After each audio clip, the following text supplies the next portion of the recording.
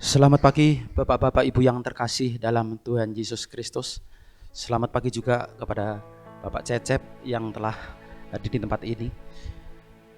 Sebelum kita mau naikkan pujian, saya akan terlebih dahulu berdoa. Mari kita berdoa. Bapak kami yang di surga, hati kami melimpah dengan ucapan syukur Tuhan.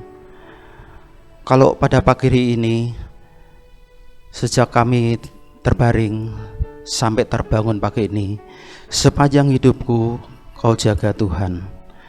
Tuhan, kami berdoa buat saudara-saudara kami yang masih di dalam perjalanan, mungkin berhalangan ataupun sakit Tuhan. Kami percaya Engkaulah Tuhan yang Maha Tahu.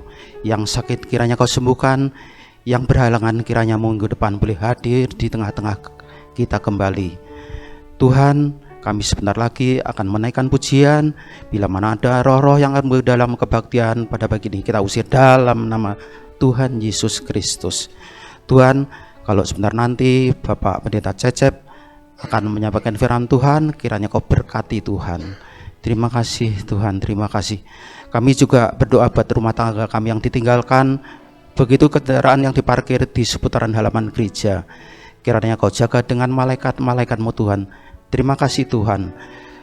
Dan saya berdoa ini kami panjatkan hanya di dalam nama Allah Bapa, Putra dan Roh Kudus. Haleluya. Amin. Saya mengangkat pujian kebaikan-Mu Tuhan.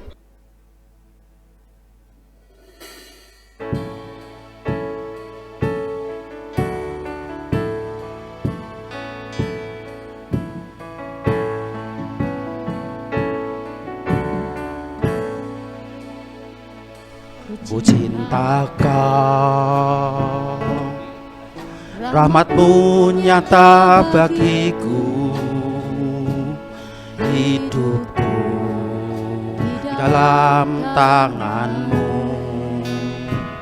Sejak pagi ku bangun sampai ku terbaring, ku nyanyi kebaikan-Mu Tuhan. Sepanjang hidupku Kau setia, sepanjang hidupku Kau sangat baik. Nafasku memuliakan-Mu, ku nyanyi kebaikan-Mu Tuhan.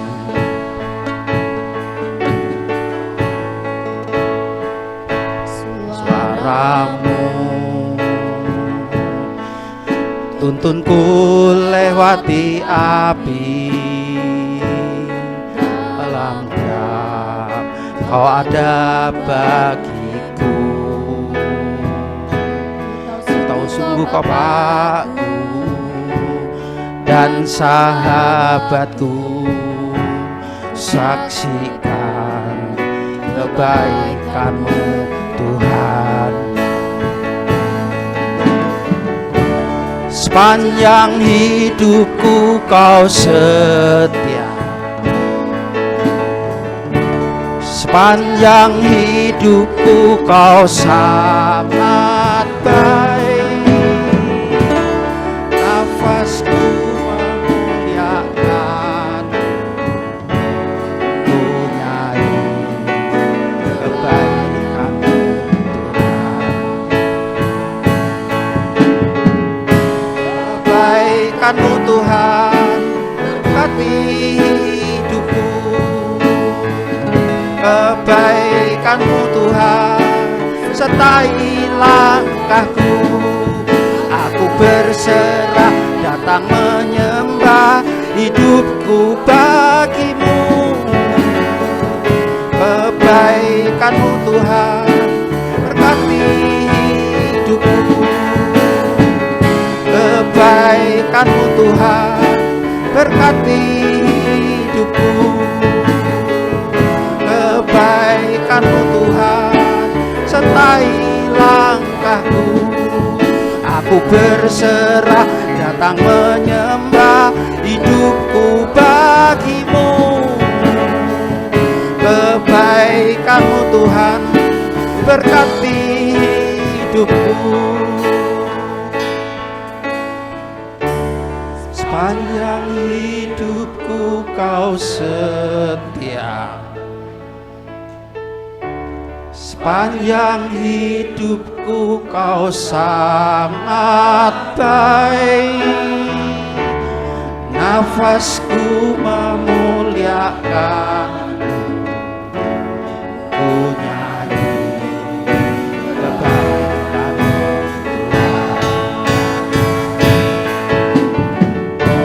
Sepanjang hidupku kau setia, sepanjang hidupku kau sangat baik. Nafasku memuliakan, ku nyanyi kebaikan-Mu. Ku nyanyi kebaikan-Mu. Ku nyanyi kebaikan-Mu. Tuhan, beri kemuliaan untuk Tuhan. Saya undang untuk bangkit berdiri, kita akan melanjutkan dengan pujian Denganmu Tuhan.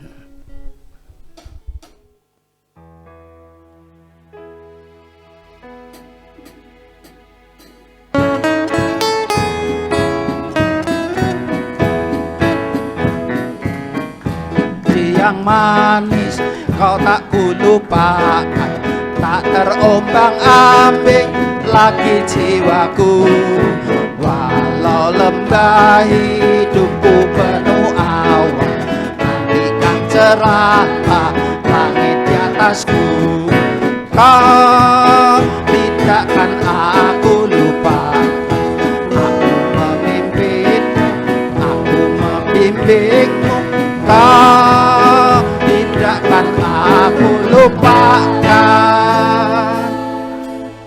Aku penolongmu, yakinlah teguh, dengan janji kau tak kulupakan.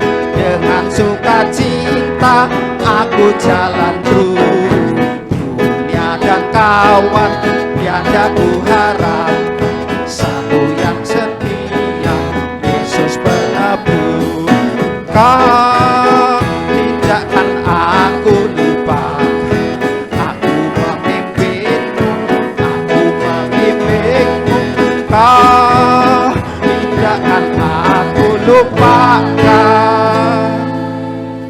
Aku penolongmu, yakinlah teguh, dan bila pintu surga dibuka, selesailah sudah susah dan lelah. Aku benarlah suara mengatakan, hamba yang setiawan, mari masuklah.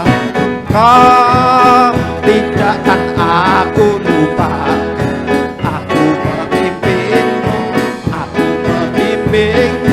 Kau tidakkan aku lupakan.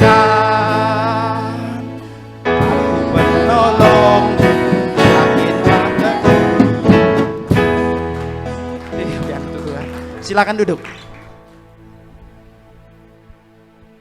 Tibalah saatnya, sebentar lagi kita akan mendengarkan firman Tuhan. Mari kita angkat pujian Adonai.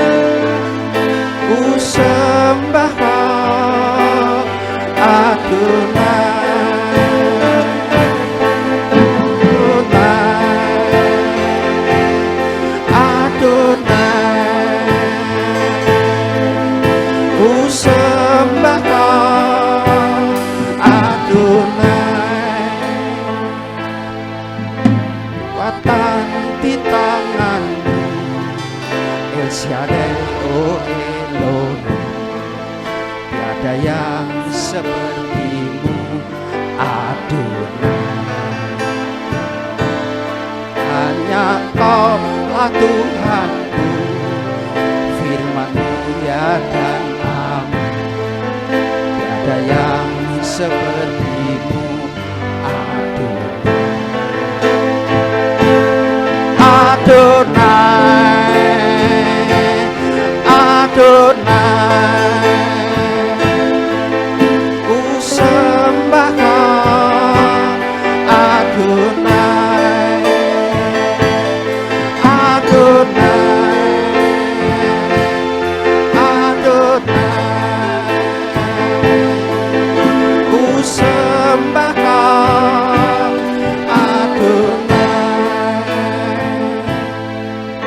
Watan di tanganmu, El Shaddai, oh Elohim, tiada yang sepertimu,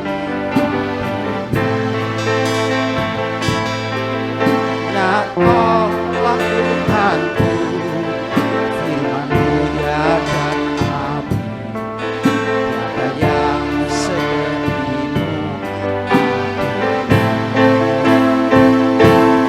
Adonai, Adonai, ku sembah Kau, Adonai, Adonai, Adonai, ku sembah Kau,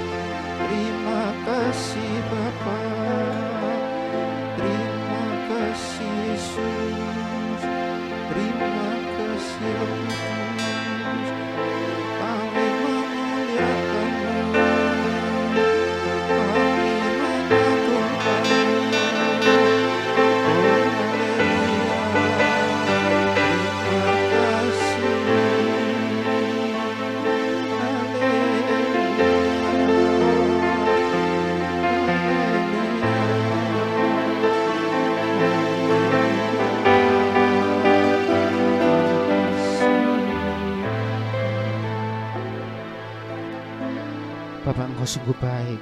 Kalau puji-pujian telah kami sampaikan sebagai dupa yang harum, semua ini untuk memuliakan dan memuji nama-Mu Tuhan. Tuhan, kalau sebentar lagi hamba-Mu Bapak Pendeta Cecep akan menyampaikan firman kebenaran daripada-Mu Tuhan. Tuhan, biarlah Kau sucikan dari telapak kaki sampai ujung rambut. Biar firman yang disampaikan boleh menjadi kekuatan bagi kita, Tuhan. Biarlah kita boleh tahu, mengerti, percaya, dan mengandalkan Engkau satu-satunya juru selamat kami yang hidup. Tuhan, terima kasih, hanya di dalam nama Tuhan Yesus kami telah berdoa dan mengucap syukur. Haleluya, amin. Hari ini firman Tuhan kita baca dari Injil Markus pasal 11.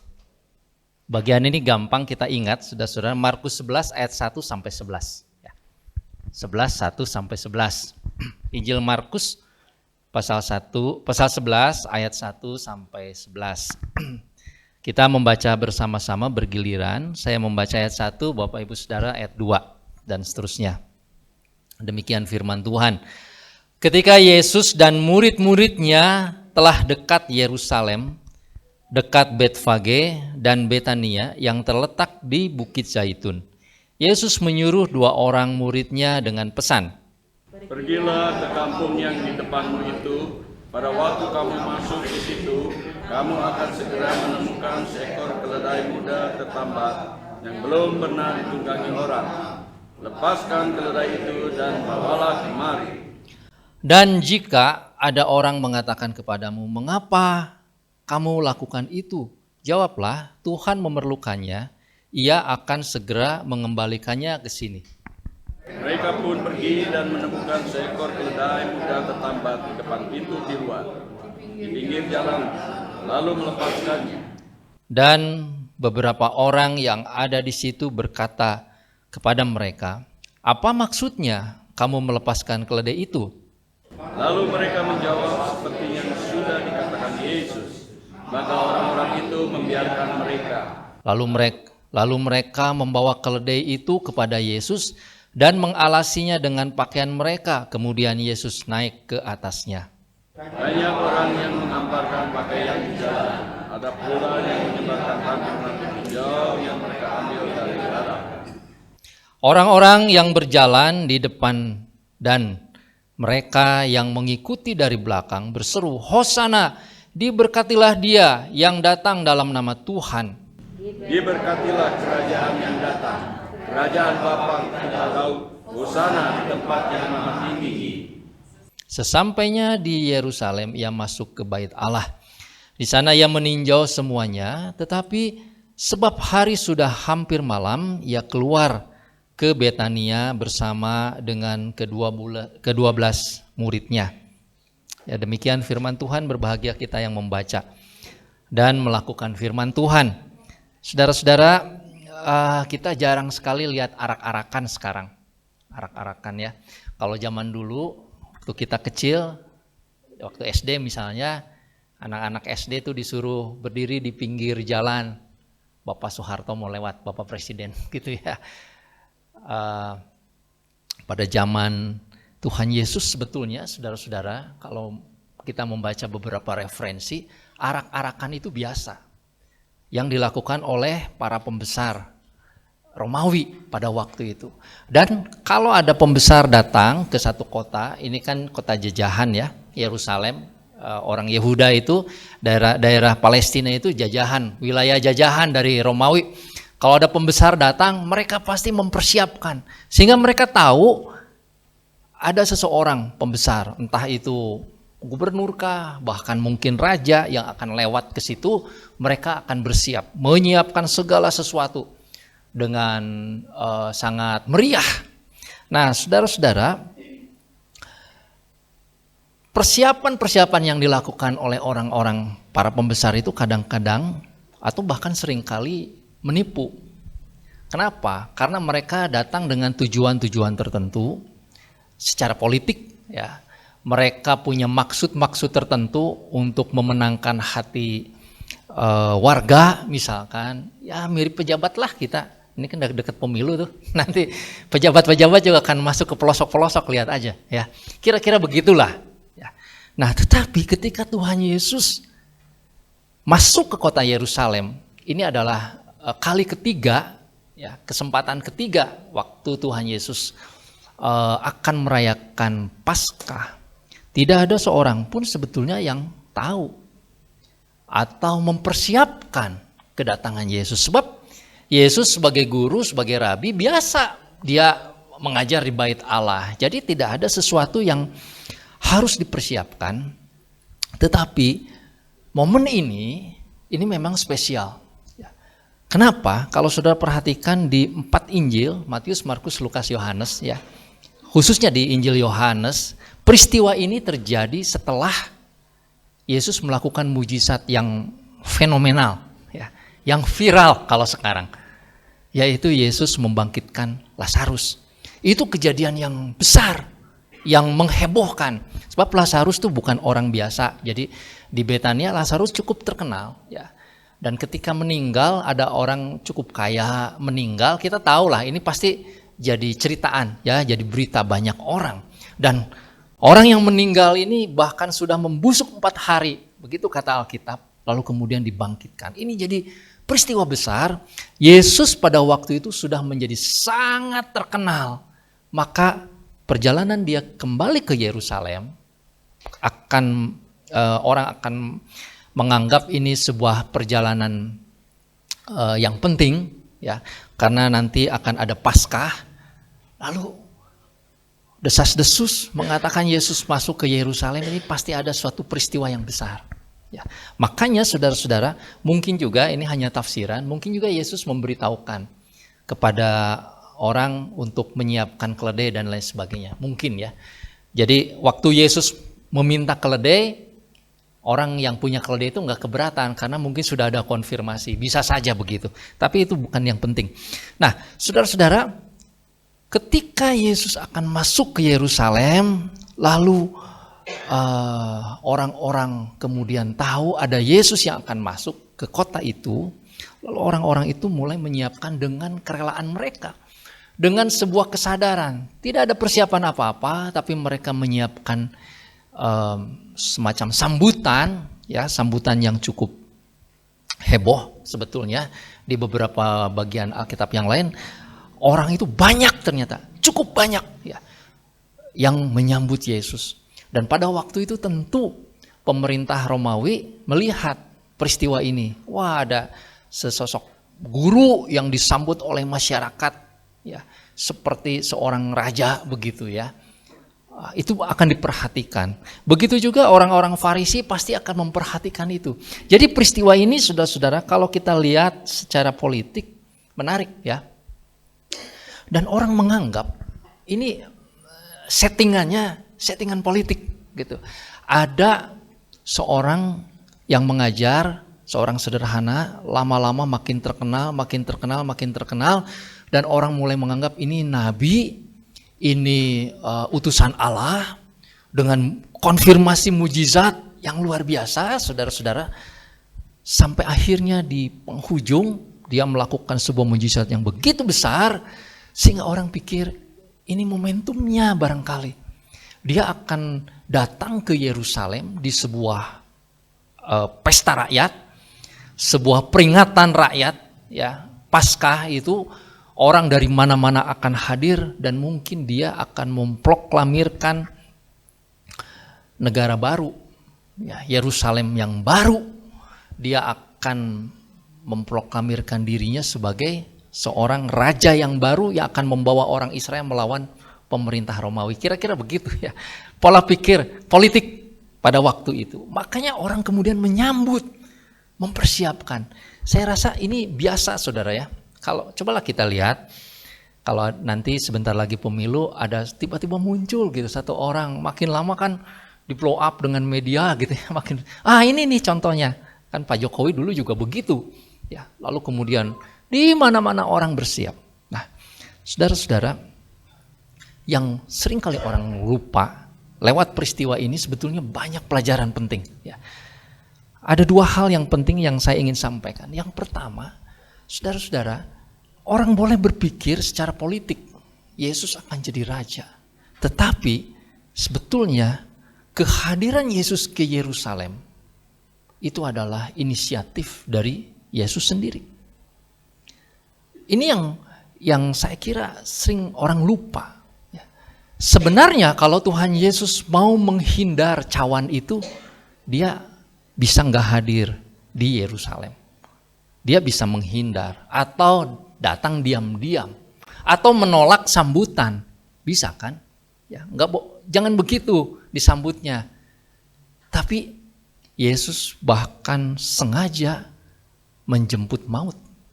Itu adalah kerelaannya sendiri. Saudara-saudara, memang kalau kita karena tiap tahun ya merayakan Paskah atau memperingati kematian Tuhan, sehingga kita mungkin tidak jelimet berpikir ya, kita terima dengan iman kematian Yesus untuk dosa-dosa kita kan begitu ya. Tapi saudara-saudara, sebetulnya peristiwa ini kalau dipikir itu agak sulit sebetulnya. Yesus mati disalibkan itu karena apa? Orang bilang karena pengkhianatan Yudas. Ya, karena kejahatan orang Romawi, para tentara yang menghukum. Ya, karena keputusan Pilatus. Ya, karena kedengkian hati para imam. Ya, itu semua. Tetapi saudara jangan lupa, di antara bagian-bagian peristiwa itu ada satu hal yang penting. Dia mati karena kerelaan dia sendiri. Sebab saudara, kalau Tuhan Yesus tidak datang dengan misi itu, dia gak akan mati. Dia akan datang dengan cara yang lain. Tetapi memang kematiannya adalah kerelaannya sendiri. Ketaatannya sendiri kepada Bapa. Nah, ini satu hal yang patut diingat, saudara, atau patut dicatat ya. Mengapa dia rela datang ke dalam dunia, lalu masuk di dalam fase-fase itu, dan kemudian di bagian penghujung dia tahu sebentar lagi, kira-kira mungkin 5 hari lagi ya, pada waktu itu dia akan berhadapan dengan situasi yang sangat gelap, yang sangat berat, yang mengerikan. Dia pasti tahu, tapi dia tetap datang. Saudara-saudara, ini menunjukkan kasih Allah yang besar. Ini menunjukkan sebuah keputusan ya, dari Allah yang mengasihi kita untuk menanggung segala dosa kita. Nah, tadi saya katakan agak sedikit rumit memang, saudara. Kalau dipikir lebih dalam itu agak rumit ya. Allahkah yang mengasihi? Yesuskah yang mengasihi? Nah, kadang-kadang kita berpikir gini, Yesus itu pihak ketiga, ini ada manusia, ada Yesus, ada Allah gitu. Seolah-olah begitu ya, padahal Yesus adalah pribadi Allah juga. Dia adalah Allah sejati, manusia sejati. Bagaimana kita mengerti ini? Sejauh kita pikirkan memang kita tidak bisa sepenuhnya mengerti. Tetapi di dalam diri Yesus, Allah menyatakan kasih-Nya. Mungkin itu kalimat yang bisa merangkum ya. Allah di dalam Yesus datang ke dalam dunia untuk menyatakan kasih kepada kita. Dan prosesi masuk ke Yerusalem itu adalah awal dari pernyataan kasih Allah. Itu hal yang pertama, saudara, yang bisa kita pelajari di sini. Hal yang penting.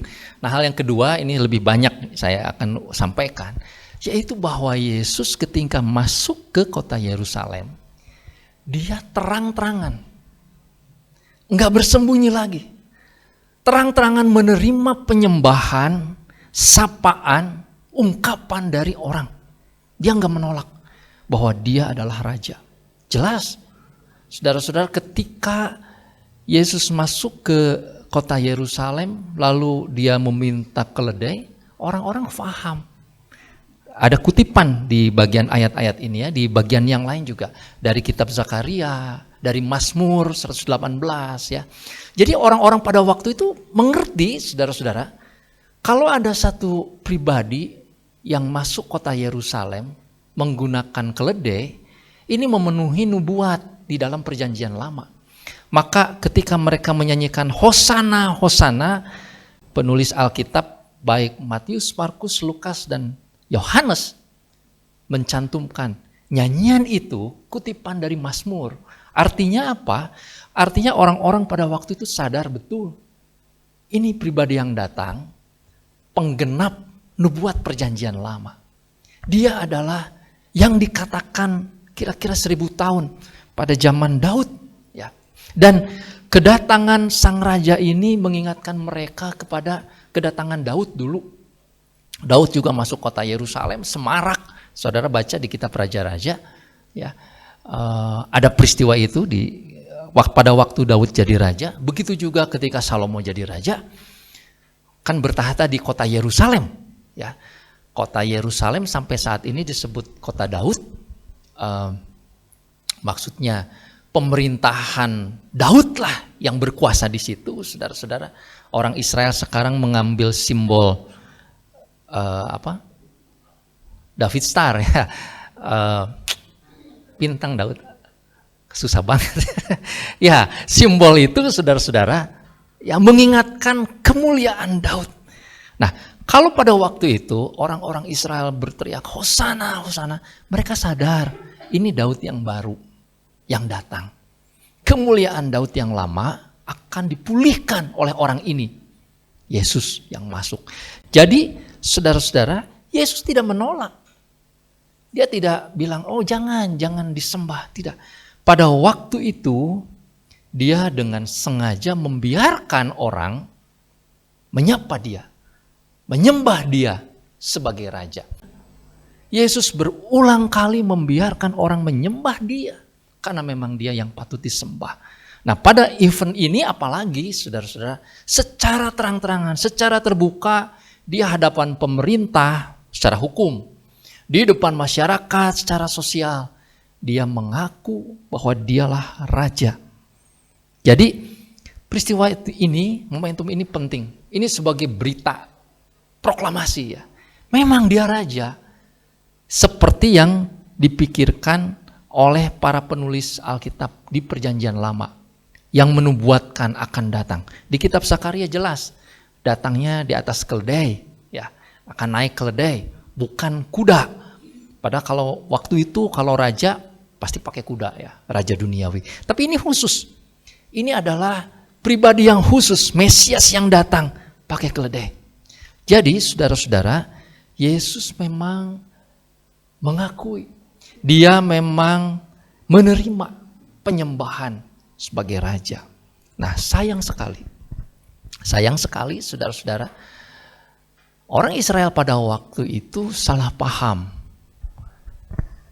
Menganggap Yesus sebagai raja itu sekualitas Raja Daud. Itu salahnya. Sebenarnya kalau kita ingat dulu ya, waktu orang-orang Majus datang masuk kota Yerusalem, ini peristiwanya mirip. Mereka datang mau menyembah raja.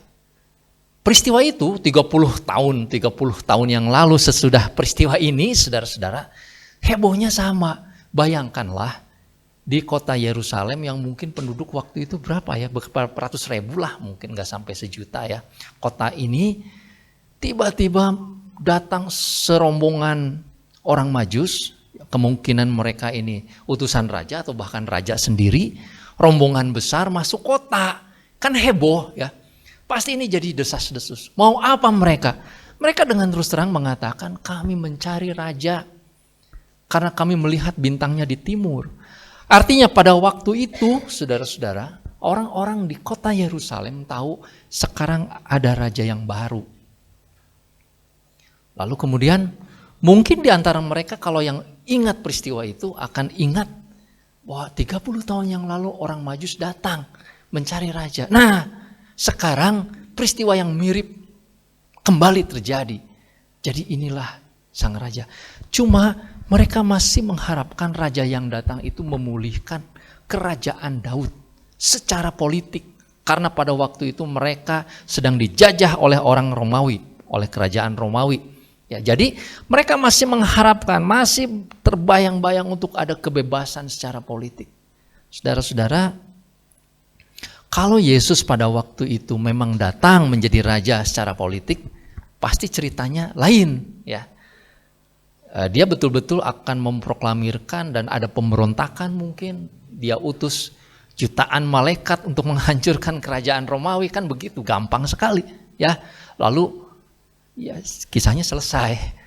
Tetapi saudara, kedatangan Tuhan Yesus sebagai raja itu berbeda pemahamannya, tujuannya, misinya dengan kedatangan Tuhan Yesus sebagai raja menurut orang-orang Yahudi. Dia datang untuk menjadi raja, bukan kerajaan duniawi. Bukan. Berkali-kali Tuhan Yesus pada waktu dia mengajar 3,5 tahun. Berita yang penting itu adalah berita tentang kerajaan Allah. Tapi kerajaan yang bukan dari dunia ini. Sehingga Tuhan Yesus sebetulnya tidak bisa dituduh untuk melakukan kudeta secara politik. Ya, Pilatus sendiri melihat nggak ada bukti-bukti kalau Yesus itu akan melakukan kudeta. Nggak ada tentara, ya, nggak ada undang-undangnya, nggak ada tanahnya, nggak ada manifestasinya, ya, manifesto itu semacam pernyataan bahwa dia akan melakukan kudeta, nggak ada. Karena yang dia bawa itu adalah kerajaan Allah, bukan kerajaan manusia. Nah, saudara-saudara, ini yang menjadi salah paham. Karena itu, ketika Yesus masuk ke Yerusalem dan disambut dengan begitu heboh, begitu luar biasa, begitu aja udah selesai. Nggak ada terjadi apa-apa. Di dalam ayat 11 bahkan dikatakan karena sudah malam, ya udah bubar gitu ya. Selesai. Loh, mungkin orang Israel yang pada waktu itu ikut nih nunggu. Kapan ini? Mulai ada pemberontakan, jangan-jangan di antara mereka sudah bawa senjata-senjata begitu. Bisa jadi ya. Karena di situ kan ada orang-orang yang nasionalis ya, yang dikatakan para pemberontak itu sudah ada. Tapi Tuhan Yesus sampai sore lalu malam nggak ada apa-apa. Selesai begitu, lalu dia balik lagi ke Betania. Nah, saudara-saudara, jadi lewat peristiwa ini, saat ini kita melihat orang-orang Yahudi pada waktu itu yang menyambut Yesus itu salah paham. Nah, kita jangan sampai salah paham yang kedua kali, saudara. Jangan kita memahami seperti pemahaman orang Yahudi. Tapi sayang ya, saya kira dalam bentuk yang berbeda memang, tapi mirip. Pengharapan kerajaan Allah itu dipahami oleh orang-orang Kristen saat ini, kok bisa ada kemiripan dengan orang Yahudi pada waktu itu.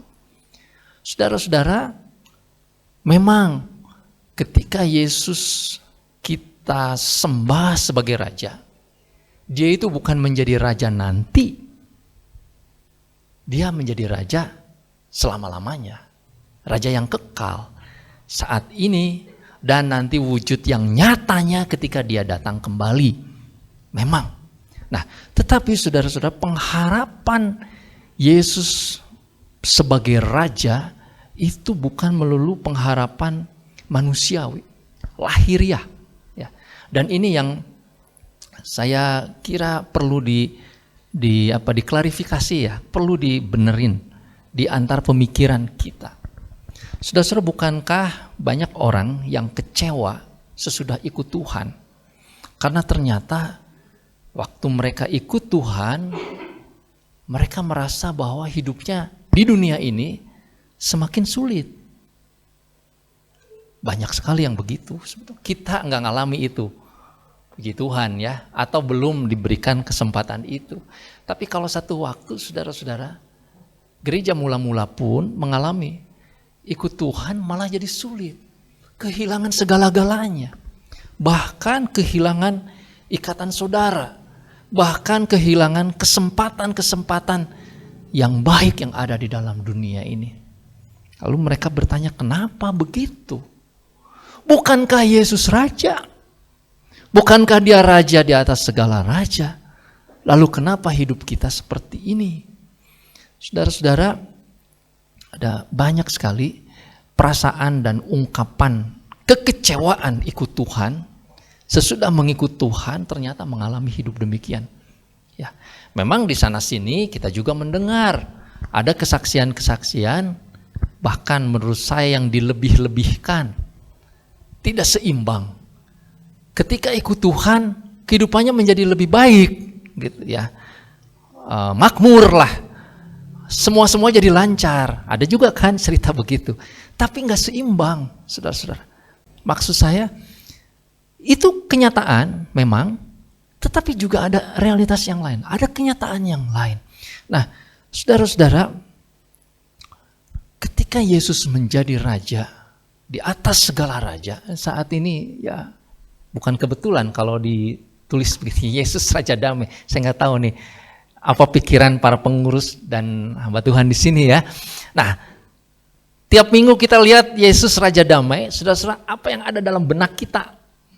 Yesus sebagai raja itu, apakah dia itu menjadi raja untuk memakmurkan kita, untuk memberikan kepada kita kenyamanan di dalam kehidupan dunia ini? Apakah itu maksudnya? Saudara, apakah Yesus menjadi raja itu berarti kita akan tidak mengalami kesulitan dalam hidup? Perlindungan dan penyertaan Tuhan itu siang dan malam, kata Mazmur ya. Dia itu seperti penjaga waktu siang dan waktu malam. Apakah berarti kita akan lancar-lancar saja dalam kehidupan? Saudara-saudara, orang-orang Yahudi itu memaknainya begitu pada waktu itu. Karena mereka di dalam penjajahan Romawi, wah luar biasa ya, mengalami penderitaan yang hebat. Jadi pengen lepas dari situasi itu. Nah, sekarang nih ada sosok Mesias baru, Daud yang baru, raja yang baru, ayo dong lepasin. Mereka salah paham. Nah, saudara, kalau kita juga berpikir demikian, kita juga akan melakukan kesalahpahaman yang sama. Yesus adalah raja di atas segala raja. Dia adalah pencipta alam semesta, dia tidak berubah. Saudara-saudara, dan kita saat ini menyembah dia sebagai raja, ya, tetapi bukan di dalam pengertian bahwa dia akan menunjukkan kemuliaan duniawi saat ini. Saya percaya satu waktu kemuliaan duniawi itu akan diwujudkan. Kalau kepercayaan saya, satu waktu nanti ketika Yesus datang kembali, dia akan menunjukkan kemuliaannya. Tapi nanti belum waktunya. Kenapa sih? Nggak segera aja gitu ya. Dari dulu orang bertanya, mana Yesus mau datang sebagai raja di atas segala raja. Memang belum waktunya. Kita tidak tahu ya waktunya kapan. Tetapi iman kita sesuai dengan yang dituliskan di dalam Alkitab, dia akan datang. Jadi saudara, kita tidak bisa mengatakan kalau Tuhan itu tidak adil dalam hidup kita. Kita menjadi orang yang mencoba untuk taat kepada Allah, untuk hidup benar di hadapan Tuhan, tetapi kita mengalami begitu banyak pergumulan dan kesulitan yang bukan karena kesalahan kita, tetapi sistem yang ada di dalam dunia ini misalkan. Ya, saudara, kita tidak bisa mengatakan Tuhan tidak adil di situ. Kuasa Tuhan tidak dinyatakan di situ. Mengapa? Karena memang belum waktunya. Nanti ada satu waktu keadilan Tuhan seadil-adilnya dinyatakan. Saudara-saudara, orang-orang yang jahat, yang saat ini berbuat jahat, mungkin bisa lolos dari pengadilan dunia.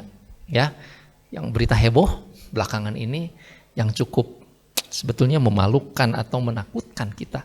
Coba bayangin saudara, kasus Ferdy Sambo itu nama-nama Kristen loh semua. Yang terakhir, yang pemukulan itu juga gitu ya. Saya kira itu keluarga Kristen. Pacarnya Agnes Kristen juga. Ya. Terus mantan pacarnya ke keluarganya kayaknya Kristen tuh. Sadis ya. Mungkin saudara-saudara, mereka karena uang bisa lolos, kita tidak tahu. Tapi di depan raja di atas segala raja, nggak akan lolos. Pengadilannya barangkali tidak di sini, tapi nanti di sana. Orang-orang yang berteriak membakar gereja, ya, merasa menyembah Allah dengan berbuat jahat kepada orang-orang Kristen, barangkali tidak akan diadili di sini. Ya sudah, memang, tetapi mereka nggak akan lolos di dalam pengadilan Tuhan nanti ketika dia datang sebagai raja. Saudara-saudara, jadi peristiwa ini ketika Yesus masuk ke kota Yerusalem itu mengingatkan kita bahwa dia adalah raja. Tetapi kerajaan yang dia bawa itu adalah kerajaan Allah, kerajaan rohani, bukan kerajaan duniawi. Ya. Maka kita pada saat ini, kalau kita mengaku Yesus sebagai raja, maka kita ini adalah siapa? Paling enak bilang, anak raja. Iya, betul, kita anak-anak raja. Tapi juga saudara, kita ini adalah hamba-hamba raja juga. Dua hal ini yang patut kita ingat. Jangan cuma memikirkan anak raja ya, lalu kita mendapatkan fasilitas-fasilitas kerajaan. Itu sama dengan orang-orang. Saudara, kalau kita adalah anak-anak raja, maka kita harus hidup berperilaku sebagai anak-anak raja. Mencontoh apa yang raja kita lakukan. Bapak kita, ya, kita akan menyeru kepada Tuhan itu Bapa kami. Maka kita harus hidup seperti Bapa di dalam dunia. Dan itu tantangan kita. Memang benar, saudara-saudara, sebagai anak-anak raja tentu sang raja akan melindungi kita. Dia akan menyertai kita. Saya yakin di antara bapak-bapak yang sudah lama apalagi ikut Tuhan, pasti mengalami lah. Ya. Berulang kali mengalami bagaimana Tuhan menyertai. Saya pribadi sudah berulang kali. Saya ingin ceritakan sedikit aja, satu pengalaman yang menunjukkan bahwa Tuhan masih memberikan kesempatan pada saya. Waktu COVID sekali ya, itu udah parah. Waktu COVID itu saudara-saudara, saya itu udah nafas satu-satu betul-betul kayak orang mau kelelep. Nah itu pengalamannya, kayak orang mau kelelep, nafas itu begitu. Tapi Tuhan tolong ya. Ada beberapa rekan kita ya di Tiranus yang meninggal. Tuhan sudah berikan kemuliaan. Oh saya enggak, saya masih Tuhan kasih kesempatan. Nah satu ketika saudara-saudara, sudah itu ya, cici saya sakit di rumah sakit Santosa.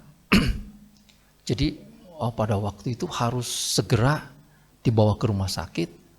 Nggak ada dalam keadaan lumayan lah, agak gawat begitu. Tapi pada waktu itu, ini bulan, saya lupa ya bulan tahun lalu ya. Pada waktu itu rumah sakit IGD itu penuh. Jadi cici saya itu harus nunggu dari jam 7 baru periksa jam 1:30 kalau nggak salah. Wah ya sudahlah, daripada ditunda gitu kan. Ceritanya udah pemeriksaan, akhirnya nggak bisa masuk ke kamar karena nggak ada, harus pulang besok lagi. Sudah pulang. Pada waktu itu cici saya, adik saya dan cici saya yang satu pakai mobil sewaan. Tengah malam pulang dari rumah sakit Kebonjati itu ya, rumah sakit Santosa. Saudara bisa bayangin kalau tahu jalan. Dari rumah sakit Santosa itu belok ke kanan kan ke Jalan Dulatip ya. Belok lagi ke kanan Jalan Jenderal Sudirman mau pulang ke cici saya di Jalan Aksan, situ Aksan. Begitu. Di perempatan Mingyen itu, Garujati Jenderal Sudirman itu, saudara-saudara, lampu merah. Sopirnya baik nih, bukan pelanggar lalu lintas. Walaupun sepi, ya berhenti karena merah. Saya pakai motor, persis di belakang mobil itu. Mobil, ya saya ngikut gitu kan. Tapi waktu itu saya mungkin sekian detik ya, merasa ngapain saya di belakang motor itu kan, mobil itu, kok nggak ada siapa-siapa, jadi saya ke pinggir, nunggu lampu hijau gitu, nunggu di pinggir. Mungkin 15 detik sesudah itu, tiba-tiba saya dengar suara keras sekali, bah, gitu, keras sekali saudara.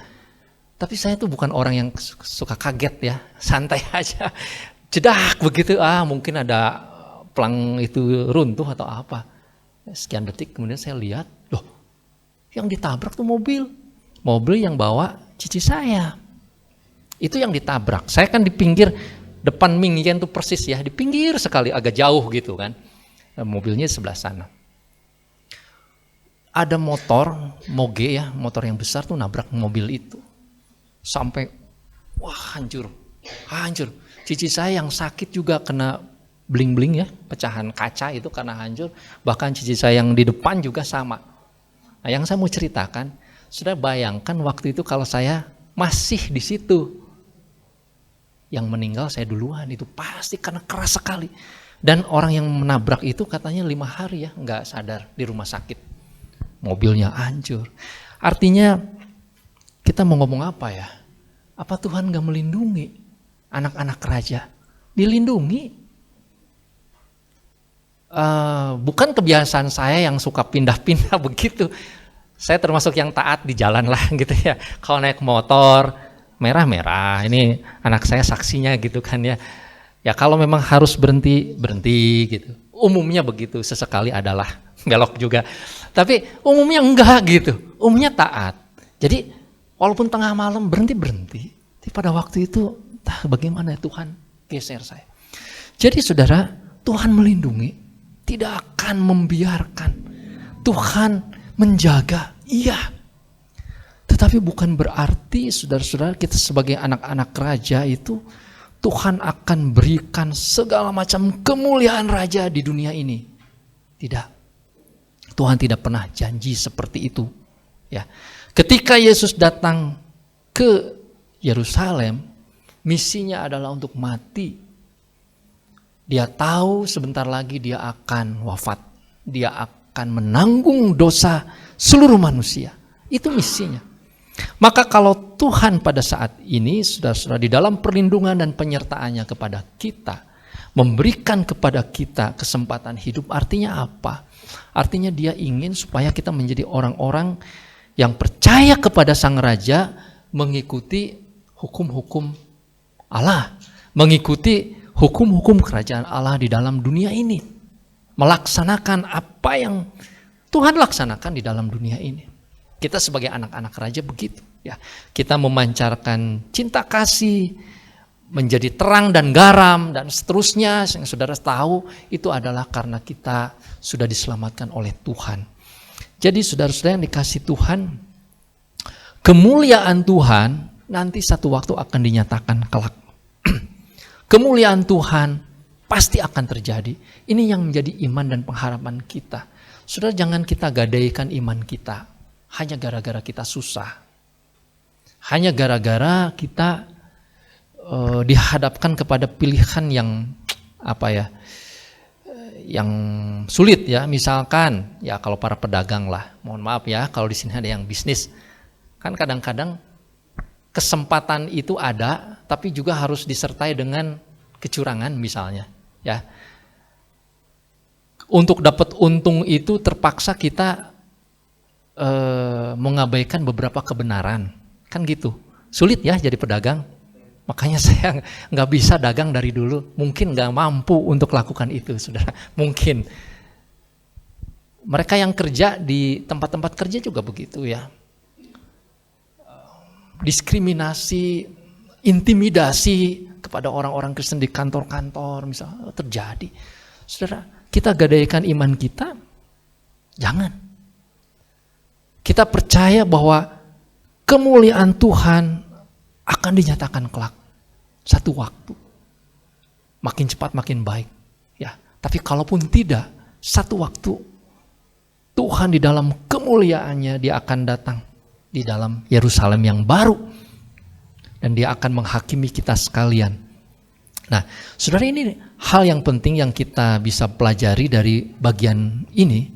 Ketika kita memikirkan Yesus yang masuk kota Yerusalem, maka ini adalah pernyataan cinta kasih Allah di dalam Kristus yang membawa kita kepada keselamatan, tetapi juga mengingatkan kita sekalian bahwa dia betul-betul Raja yang melindungi kita dalam hidup kita saat ini, yang memberkati kita, tetapi juga Raja yang akan datang kedua kali nanti pada kedatangan yang berikut di dalam kemuliaannya.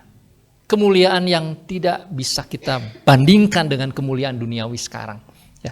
Jadi orang-orang Kristen pasti akan tetap dan terus-menerus berhadapan dengan situasi-situasi yang tidak mudah. Kalau sekarang secara ekonomi kita susah barangkali ya, banyak keluhan semacam itu, saudara. Ya orang-orang Kristen sebetulnya harusnya ya biasa. Mereka yang nggak ngalami seperti itu dulu, orang Kristen tetap susah kok. Ya, dari zaman dulu kan begitu. Dan itu akan terus begitu. Biarlah. Tetapi Tuhan akan menolong dan menyertai kita. Semoga saudara-saudara mendekati peringatan Paskah, kita akan terus percaya, ya, terus kuat di dalam Tuhan. Amin. Tuhan memberkati kita sekalian. Mari kita berdoa. Bapa di dalam surga, kami sungguh bersyukur hari ini kami diberikan kesempatan oleh Tuhan memuji mengagungkan Tuhan. Biarlah semuanya boleh menyenangkan hati-Mu Tuhan. Terima kasih buat saudara-saudara kami yang sudah melayani, pakai pelayanan mereka terus semakin indah dan setia melayani Tuhan. Kami bersyukur untuk hamba-Mu Bapak Cecep Lukman yang sudah melayani kami, menyampaikan kebenaran firman Tuhan kepada kami. Tanamkan semuanya di dalam hidup kami. Kami berterima kasih diingatkan kembali bagaimana Engkau Allah yang luar biasa datang ke dalam dunia ini menjadi juru selamat hidup kami. Bapa, biarlah kami selalu berterima kasih, mengingat akan kasih kekuatan yang selalu Tuhan berikan dan limpahkan di dalam hidup kami, dan kami melakukan kebenaran firman Tuhan di dalam hidup kami. Bapa, kami berterima kasih untuk hamba-Mu. Engkau pakai Pak Cecep dimanapun hamba-Mu boleh melayani, nama Tuhan boleh dipermuliakan. Berkati keluarganya, kasih dan kemurahan Tuhan dalam kehidupan mereka sekeluarga. Bapak, kalau ada di antara kami yang hadir maupun yang tidak hadir, yang sedang ibadah online dan mereka ada di dalam keadaan sakit, kami mau bawa kepada Tuhan di dalam nama Tuhan Yesus. Tuhan akan menjamah, memberikan kesembuhan. Kalau ada masalah pergumulan di dalam kehidupan mereka, Tuhan juga yang membukakan jalan keluar yang terbaik di dalam kehidupan mereka semuanya. Yang berkekurangan, Tuhan juga yang akan memberikan kecukupan. Buat tiap pribadi kami, keluarga demi keluarga juga berkati. Segala usaha, segala pekerjaan diberkati Tuhan dengan berkat yang berlimpah. Anak cucu kami di dalam sekolah, di dalam pendidikan mereka Tuhan, di dalam kuliah mereka, kami serahkan kepada Tuhan. Biarlah Tuhan yang akan menolong, mereka semuanya boleh berhasil. Lebih daripada itu mereka bertumbuh di dalam anugerah dan kasih yang daripada Tuhan. Bapa, kami juga berdoa saat ini buat pemerintah kami di pusat maupun daerah, biarlah mereka juga boleh menjalankan pemerintahan dengan rasa takut akan Tuhan dan keamanan di negara kami. Bapa, sebentar kami mau pulang, sertai perjalanan kami yang jauh maupun dekat, lindungi kami, sampaikan kami dengan selamat di rumah kami masing-masing. Tangan-tangan yang memberikan persembahan, tangan-tangan yang mengembalikan milik Tuhan, biarlah Tuhan membalas dengan berkat yang berlimpah. Terima kasih Bapa, segala puji, segala hormat dan syukur kami naikkan kepada Tuhan. Kami percaya setiap kami yang hadir maupun yang ada di rumah yang sedang ibadah online, kami semua sudah diberkati oleh Tuhan. Segala puji, hormat dan syukur kepadamu. Saudara-saudara yang dikasihi Tuhan, terimalah berkat dan damai sejahtera daripada Allah Bapa di surga, kasih karunia dan rahmat daripada Tuhan Yesus yang tak berkesudahan, dan persekutuan Allah Roh Kudus akan menyertai hidup kita semua, mulai saat siang hari ini, bahkan sampai selama-lamanya. Yang percaya katakan bersama, amin. Tuhan memberkati.